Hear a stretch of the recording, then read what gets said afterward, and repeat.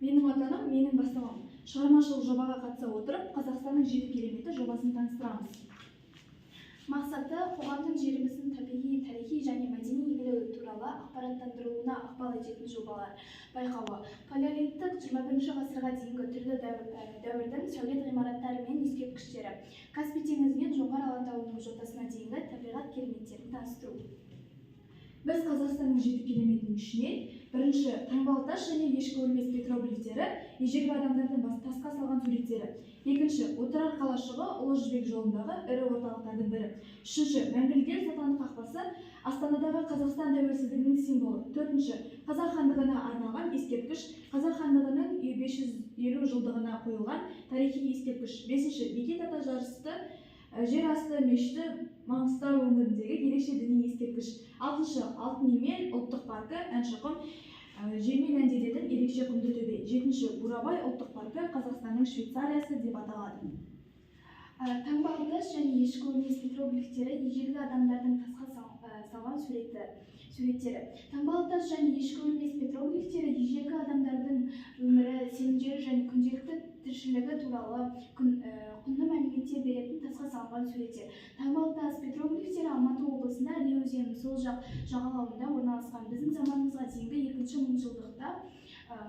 мыңжылдықтан бастап қола дәуірінен сақ, үй, сүн, қаңлы мәдениеттеріне жататын суреттер бар. Күн басты адамдар, аңшылық көріністері, соғыс арбалары, билеп тұрған адамдар бейнеленген. Таңбалы тас 2004 жылы ЮНЕСКО-ның бүкіл әлемдік мұралар тізіміне енгізілген. Ешкі өлмес петроглифтері Жетісу өңірінде Жоңғар алатауында орналасқан. Бұл жерде де қола дәуірінен бастап орта ғасырларға дейінгі кезеңге жататын бейнелер кездеседі.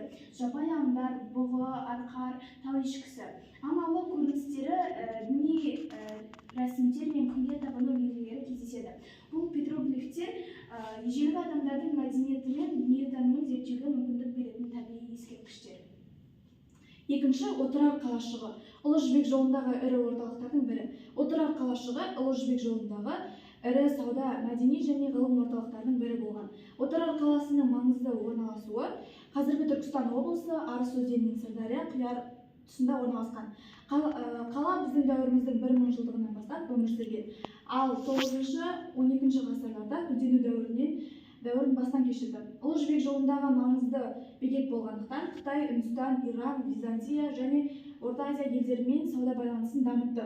Отырарда атақты ғылым Әбу-Насыр әл-Фараби дүниеге келген.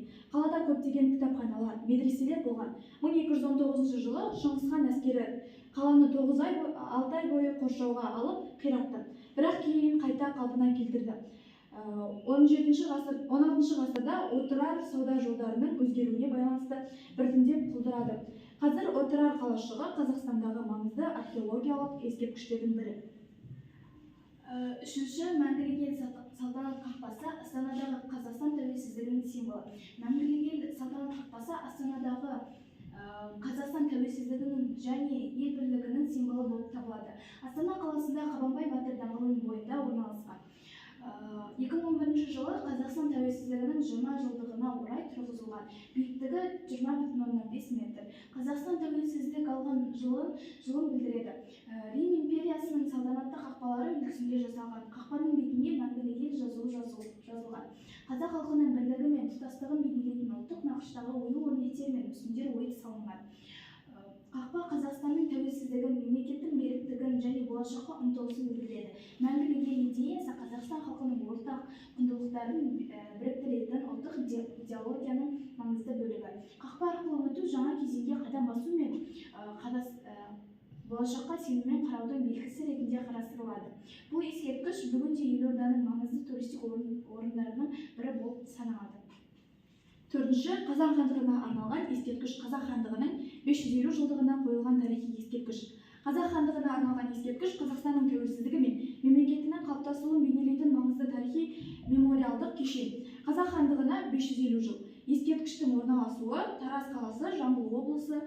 Орнатылған жылы 2015 жылы Қазақ хандығының 550 жылдығына орай. Биіктігі 28 метр. Сипаттамасы ескерткіштің ортасында биік стела орналасқан. Оның айналасында Қазақ хандығының негізін қалаған Керей Жәнібек хандарының және басқа да тарихи тұлғалардың мүсіндері бейнеленген. Құрылысында қазақтың дәстүрлі ою-өрнектері қолданылған. Ескерткіш ескерткіштің маңызы қазақ мемлекеттілігінің терең тамырын көрсетеді. Керей мен Жәнібек хандардың тарихи рөлін ұлықтайды. Қазақ халқының бірлігі мен тәуелсіздікке ұмтылысын бейнелейді. 5. Бекет ата жерасты мешіті Маңғыстау өңірінде ерекше діни ескерткіш. Бекет ата жерасты мешіті Маңғыстау өңірінде ең ерекше діни және тарихи ескерткіштерінің бірі. Бекет ата және мешіттің тарихи. Бекет ата қазақтың әйгілі әулиесі, ұстазы және сәулетшісі. Ол 4 мешіт салған, бірақ олардың ішіндегі ең танымалы Оғланның жерінде тау ішіне ойылып жазылған жерасты мешіті. Бұл мешіт тек ғибадат орны ғана емес, сондай-ақ халықты білімге, рухани тазалыққа шақырған орталық болған. Мешіттің ерекшелігі жерасты сәулеті. Мешіт табиғи жартасқа ойылып салынған. Бұл оны ерекше әрі киелі етеді. Киелі орын халық арасында мешітке зиярат еткендерге рухани қуат беріп, тілектері қабыл болады деген сенім бар. Табиғи орналасуы мешіт Қарақия ауданы Оғланды мекенінде орналасқан. Бұл жердің өзі шөлді аймақтағы әдемі табиғи көріністерімен ерекшеленеді. Бекет ата мешіті Қазақстандағы ең қасиетті орындардың бірі ретінде жыл сайын мыңдаған зияратшыларды қабылдайды. 6.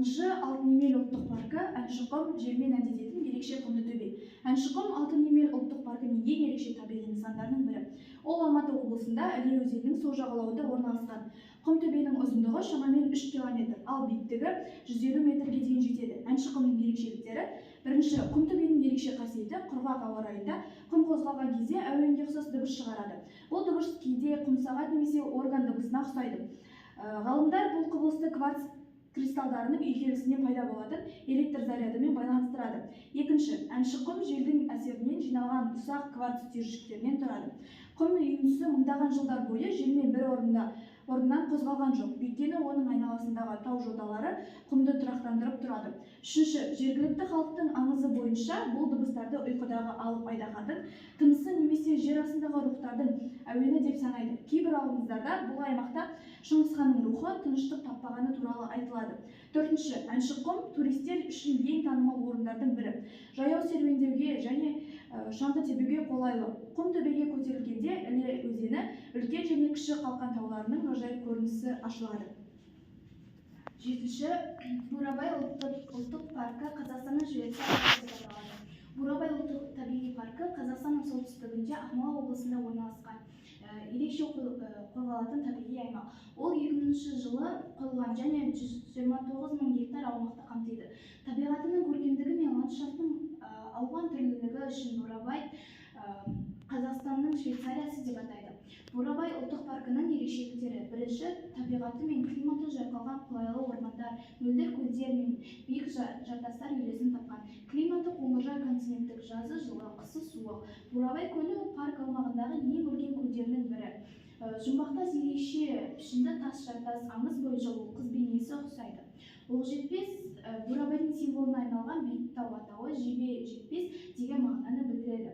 Көкшетау қазақтың әйгілі көкшенің көк тасында деген сөзі осы жерден шыққан. Ормандарында қарағай, қайың, көктерек өседі. Бұл жерді бұлан, елек, түлкі, сілеусін сияқты жануарлар мекендейді. Құстардың көптеген түрі, соның ішінде қырандар мен аққулар кездеседі. 4. Жаяу және веложолдар, су спорты, альпинизм, атпен серуендер ұйымдастырылады. Курорттық аймақта шипажайлар мен демалыс орындары бар. Парк жыл бойы туристер үшін тартымды. Әсіресе жаз бен күз мезгілінде көп адам келеді. Абылай хан алаңы тарихи маңызды орын. Бұл жерде әйгілі қазақ хандығының ордасы тігілген.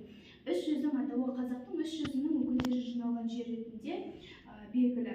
Бурабай ұлттық паркі табиғи сұлулығымен, аңыздарымен және туризм мүмкіндіктерімен ерекше мекен. Бұл жер Қазақстанның ең көрікті аймақтарының бірі ретінде танымал.